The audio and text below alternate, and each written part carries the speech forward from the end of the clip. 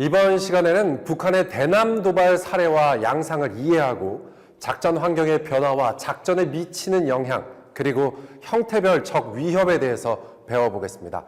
함께해 주실 교관님을 소개합니다. 육군 보병학교 김광회 교관님, 안녕하세요. 안녕하세요.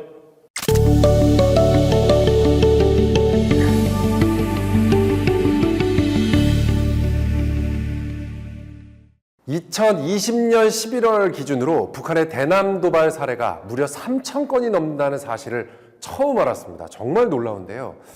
저는 2000년 이전 사건 하면 일명 김신조 사건, 그게 가장 먼저 떠오르는데요.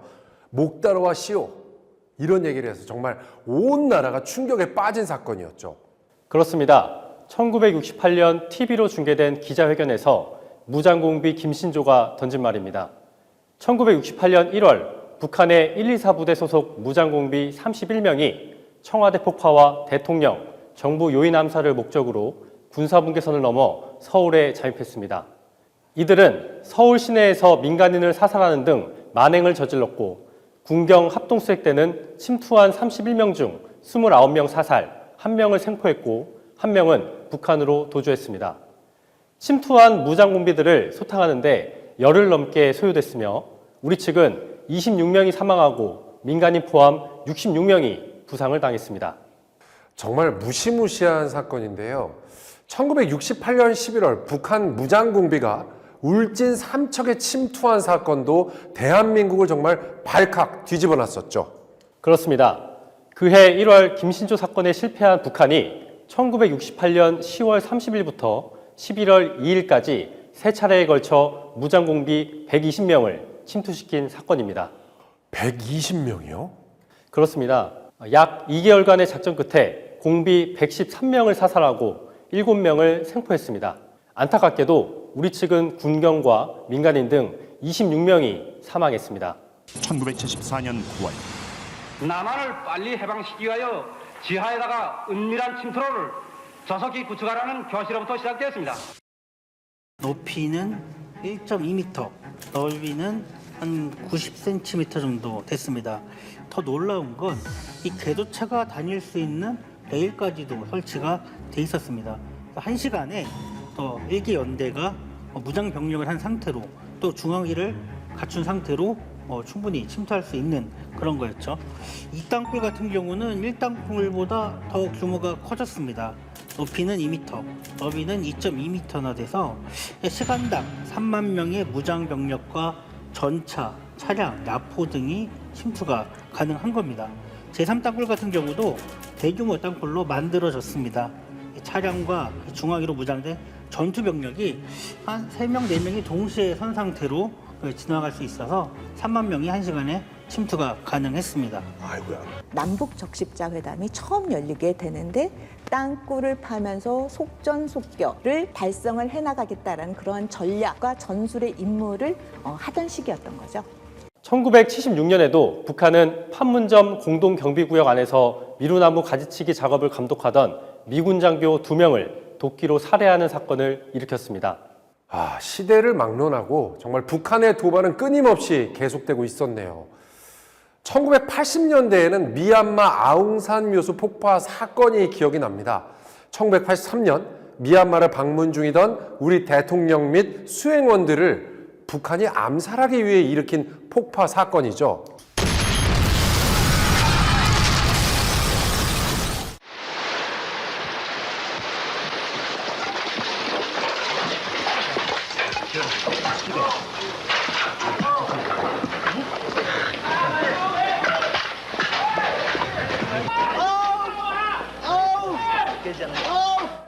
북한 공작원들이 아웅산 묘소 건물에 설치한 원격 조종 폭탄을 폭발시켜 한국의 부총리, 장관 등 수행원 17명이 순국하고 14명이 부상당한 테러였습니다. 5월 22일 11시 30분쯤 강원도 철원 북방 비무장지대 군사분계선 남쪽 약 1km 지점에서 국군 수색대가 수색 활동 중 북한의 무장 침투조 3명을 발견, 교전 끝에 전원을 사살했다고 발표하고 사살된 북괴군 시신은 유엔 군사령부 군사정전위에 인계했다고 밝혔습니다. 육군 백골부대 작전부대가 적 침투 징후를 포착하고 긴급 상황 체제로 비상사태에 들어간 5월 22일 군견을 포함한 국군 작전부대가 투입되어 적의 도주로를 차단하는 등 매복조와의 동시 작전이 병행됐으며 적이 선제 사격을 가하며 도주하기 시작하자 수색대원들은 일제히 사격을 가해 2명을 사살하고 도주하던 1명은 서쪽 1km 지점에서 사살돼 16시간 10분 동안의 상황은 끝났습니다. 국군에 의해 사살된 북한 무장 침투조는 아군 복장으로 위장하고 M16을 휴대 우리 측 경계태세를 시험하는 한편 비무장지대 훨씬 남쪽으로 내려와 우리 측 군부대 배치 상황 등 정보를 수집하려 했던 것으로 추측됩니다. 1990년대에는 강릉 잠수함 침투 사건이 기억이 나는데요. 1996년 대한민국을 침투했다가 좌초된 북한 잠수함이 강릉 해안에서 발견된 사건이죠. 네, 당시 우리나라 내륙으로 침투한 북한 공작원 14명은 국군과 경찰이 예비군과 함께 펼친 통합방위 작전에 격렬하게 저항했으나 모두 소탕되었습니다. 2000년대에도 북한 도발은 꾸준한 것 같아요. 맞습니다. 1990년대 이후 북한의 도발은 정치적 목적을 위해 간첩에 의한 육상 및 해상 침투 등 국지도발 형태로 자행되고 있습니다. 네, 이 NLL 침범 사건도 자주 일어난 것 같고요. 네, 1999년과 2002년에는 북방 한계선 남쪽의 연평도 인근 해상에서 북한 경비정의 기습적인 선제 사격이 있었습니다.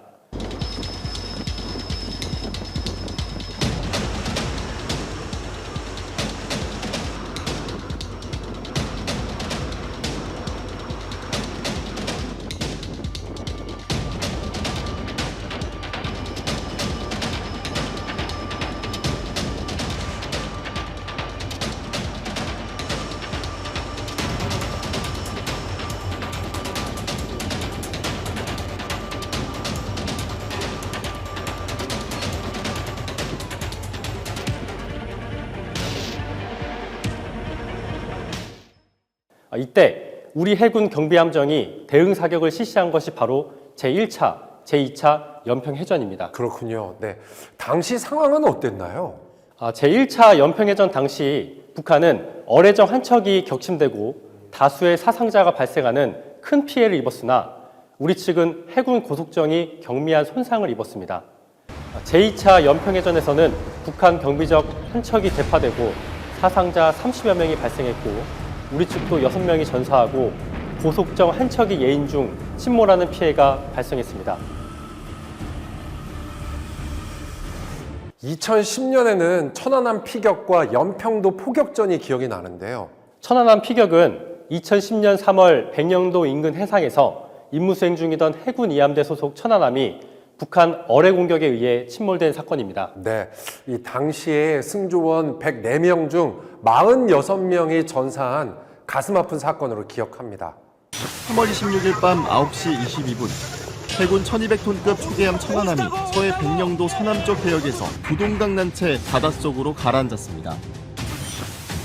천안함을 두동강으로 쪼개버린 물체는 북한 해군 잠수정이 발사한 중어뢰였습니다.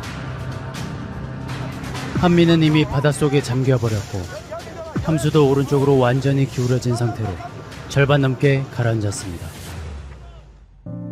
암흑으로 뒤덮인 밤, 승조원들은 보이지 않는 전우들의 이름을 목 놓아 불렀습니다.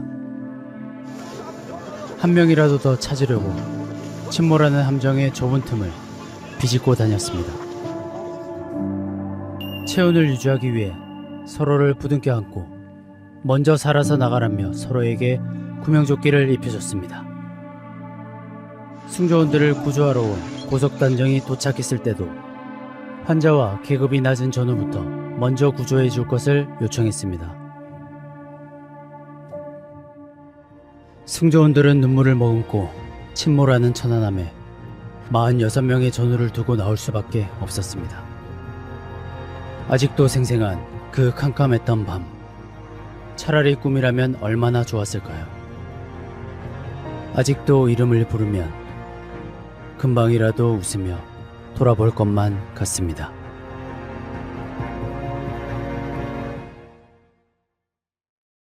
연평도 포격전은 지금도 생생하게 기억이 나는데요.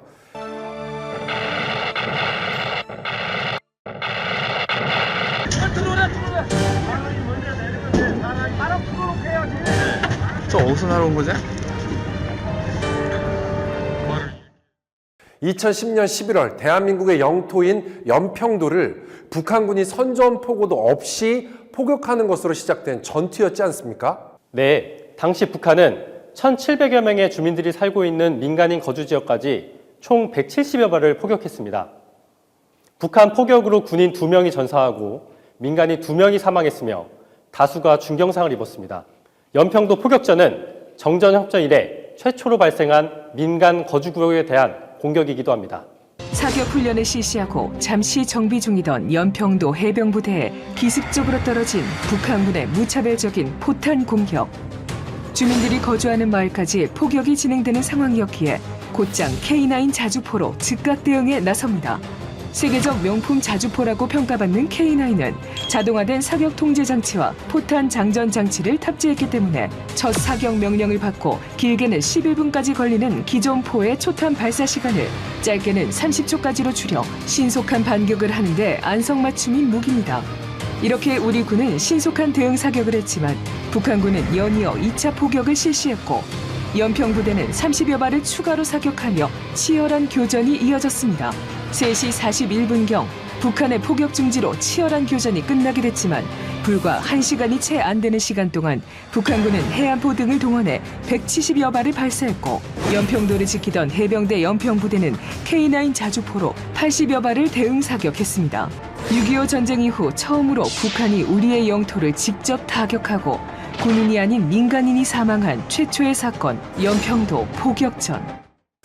저는 당시에 정말 전쟁이 나는 줄 알았습니다. 그때 제가 전라남도에서 촬영 중이었는데 이 사건을 듣고 나서 바로 이제 부모님한테 전화를 했었는데 연락이 한 번에 안 돼갖고 그 몇 분, 한 3, 4분인데 그때 가슴이 철렁 내려앉았던 뭔가 진짜 전쟁이 나는 그런 느낌이 확 와서 굉장히 공포스러웠던 걸로 기억을 합니다. 네. 이외에도 2015년 8월에는 경기도 파주 우리 측 비무장지대에서 지뢰가 폭발하면서 우리 군 부사관 2명이 각각 다리와 발목이 절단되는 중상을 입었습니다. 비무장지대 목함지뢰 매설 사건은 북한의 소행으로 밝혀졌습니다. 이렇게 정리해보니까 정말 북한은 끊임없이 대남 도발을 시도 중이라고 볼 수 있겠네요. 이 국가 안보를 위한 우리 예비군의 역할이 정말 중요할 것 같습니다.